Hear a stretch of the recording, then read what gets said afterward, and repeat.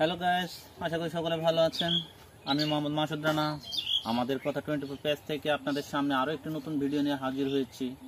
আজকে এই ভিডিওটি খুবই গুরুত্বপূর্ণ। আপনারা যারা দেখবেন প্রত্যেকেই আপনাদের একটা লাইক, কমেন্ট এবং শেয়ারের মাধ্যমে এই ভিডিওর যে গুরুত্বটা তা পৌঁছে যাবে ঊর্ধ্বতন কর্তৃপক্ষের কাছে।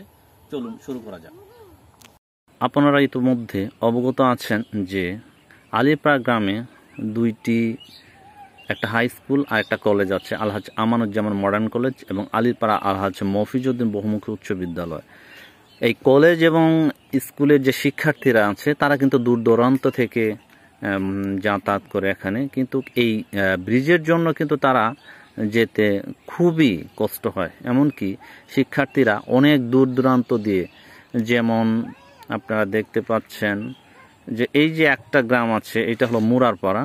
এই মুরারপাড়ার দিকে এবং টাঙ্গারিপাড়ার যে রাস্তা আছে সেই রাস্তা ব্যবহার করে এই স্কুল এবং কলেজে যেতে হয়। সেক্ষেত্রে তাদেরকে কিন্তু অনেক অর্থ খরচ করতে হয়।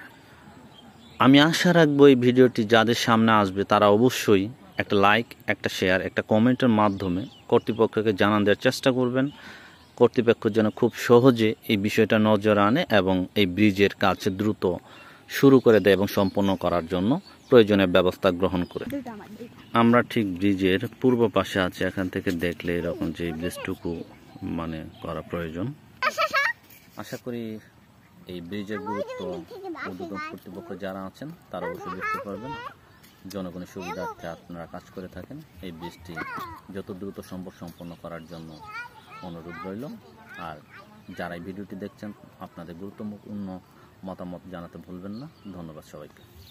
ঠিক আমি যে জায়গাটিতে দাঁড়িয়ে আছি দেখতে পাচ্ছেন সামনে কিন্তু পাকা রাস্তা। এটি হলো ধারারচর গ্রাম, অর্থাৎ বকশীগঞ্জ উপজেলার অন্তর্গত বগারচর ইউনিয়নের ধারারচর গ্রাম। এই রাস্তাটি চলে এসেছে ঠিক এই যে আমার সামনে যেটা দেখতে পাচ্ছি যে একটা ভাঙ্গা ব্রিজ। আজকে কিন্তু এই ভিডিওটা হবে এই ব্রিজটা নিয়ে, যে অনেকদিন থেকে পড়ে আছে ব্রিজটা, কিন্তু এই ব্রিজের কাজটুকু হচ্ছে না। এই ব্রিজ দিয়ে শত শত হাজার হাজার মানুষ যাতায়াত করে, কিন্তু কর্তৃপক্ষ আসলে এই বিষয়টা এখনো কতটুকু অবগত আমরা জানি না। কিন্তু কর্তৃপক্ষের কাছে অনুরোধ এই ব্রিজটির যেন হয়ে যায়। ঠিক এই ব্রিজটি সম্পর্কে আপনাদের সামনে আজকে উপস্থাপন করব। এই ব্রিজের যে রাস্তাটুকু আছে এইটা বাম দিক দিয়ে মানুষ অনেক যাতায়াত করতে, এখন কিন্তু সামনে পানি, কাদা এবং ভাঙ্গা, এবং বাম পাশে ক্ষেত।